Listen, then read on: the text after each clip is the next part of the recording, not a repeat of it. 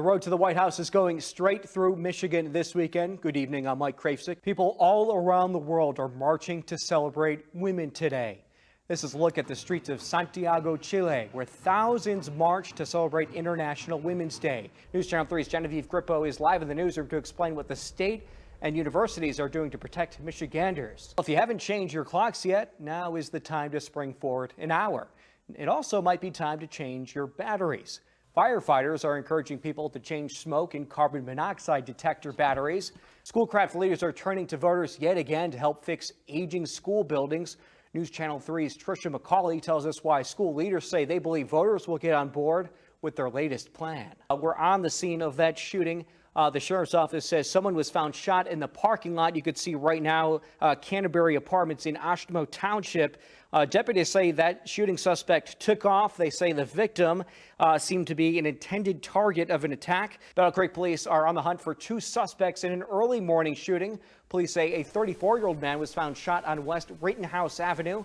Luke, see you tomorrow morning at 4:30. I'm here on News Channel 3. The city is asking residents to be on the lookout for fires and other unlawful activity. Police are planning to up patrols of abandoned buildings to make sure something like this never happens again. The owner worked all night to fix it back up. You can see the window is boarded up right now. Miraculously, no one inside or outside the store was hurt. Those cleanup efforts did appear to make a difference, but the damage here is just so insurmountable. Take a look. You have debris just lying everywhere, even a roof. Chief Jim Blocker says his department is not giving up until this suspect is in custody. Uber always recommends riding in the back seat and making sure the child lock system is off. In the South Carolina case, police say the man activated the child lock system. Live in Kalamazoo, Mike Krafcik, News Channel 3. Kelly, the family is trying to wrap their heads around what happened. They say they didn't think this mother was capable of what she did. I was talking to her. What was going on? Tonight, the family of Ineza McClinton is wondering, could they have prevented the unthinkable? Never in a million years would I have thought that she had it plotted, a plan. A plan hatched the night before. She said she was going to grab her children. She never came back. The family says the 44-year-old mother of 6 drove her car into the Kalamazoo River with her 9-year-old twin girls, Angel and Faith, inside. So smart and beautiful, you know, charming. Oh, I love them. Oh, I miss them so much.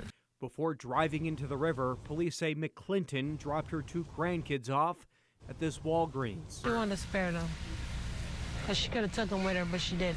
Aneza's daughter, Tashiron, was with her mother just hours before it happened. She was talking about she was tired and she was sad and lonely. And in their final moments together, her last words, she was trying to tell me something. She told me she had something to tell me, but when I asked her what was it, she couldn't really get it out. Now, as police continue this investigation, the family is now faced with planning 3 different funerals.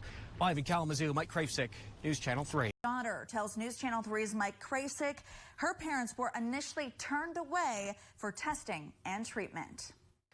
David Shingledecker loved to fish and be around family.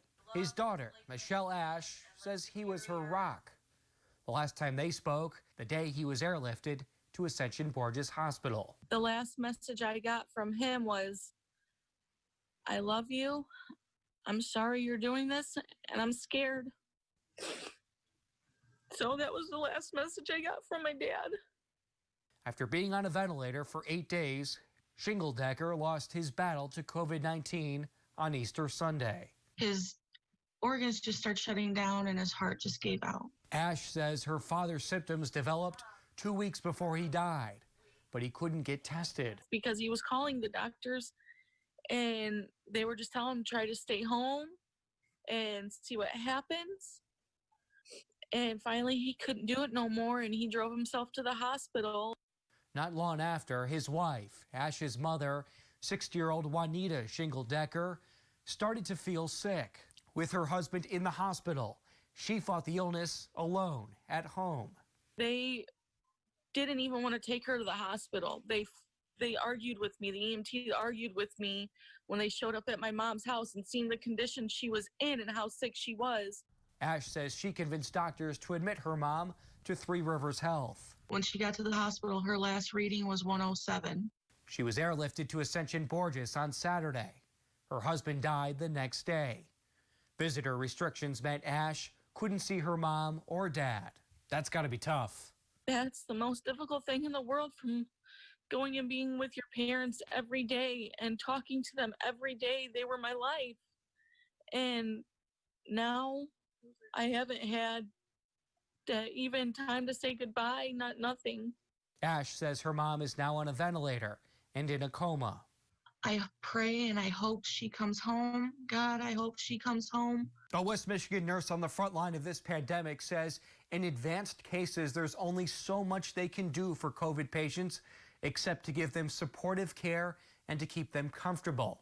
Ash says she's now happy with the care her mother is getting in the hospital, but says she's frustrated it was such a fight to get that care.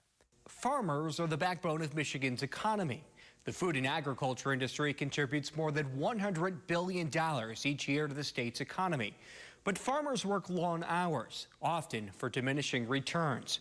Many struggle with issues out of their control, and some don't know where to turn for help. Day in and day out, you'll find Bridget Leach. I tell people that I'm either wet, dirty, hot, sweaty, something all the time. Not everything in here is beautiful because it's towards the end of the season. Working on her family-owned farm just outside of Kalamazoo. You want red ones or green ones? I kind of like these green ones.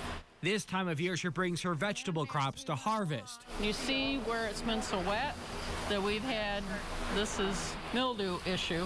But the weather hasn't been kind lately. Now this should be a happy time of year. You know, we should be excited. And that's just the beginning of the problem. It's that constant pressure of knowing that you owe that much money. And how are you going to make sure that you can pay the bank back? But at some point, there's a tipping point where you can't cope with it anymore. She's not alone. There's so many different stressors that are involved in farming. You know, they can't control the weather, they can't control the commodity prices, the ups and downs in dairies, and I think all of those things are kind of compounding the issues and really making it more and more prevalent. Experts say those stressors are leading many farmers to commit suicide. A recent CDC study shows farmer suicide rates are 23% higher than the general population. And if they feel isolated, if they have feelings of hopelessness and helplessness, those can contribute to those states. And begin to notice any thoughts that might be entering. Mental health counselor Breathing and just watching your breath relax. Charlene Brown sees the struggle firsthand. People have stress, they don't know how to manage those feelings, and then they get into this cycle of trying to push away those feelings or those thoughts, which just adds on to the other stressors of just being in the profession. Brown says farmers are often reluctant to ask for help. Because it's really about a lineage. It's like this generation has built this lineage, and then with the stress that they are under, not only are they letting themselves down, but this lineage of their family name that they're letting down. That family lineage drives Bridget Leach. Her family farm goes back generations. I'd look at the numbers and say, why are we doing this? It'd be a lot easier if the family legacy wasn't involved. In bad times, she finds herself unable to walk away. I owe it to the people who came before me, and I owe it to the people who will come after. Recently, Michigan State University launched a program to help other farmers identify and manage stress. We'll explore this in our next State of Mind report Thursday night at 11. In the studio with State of Mind, I'm Mike Krafcik.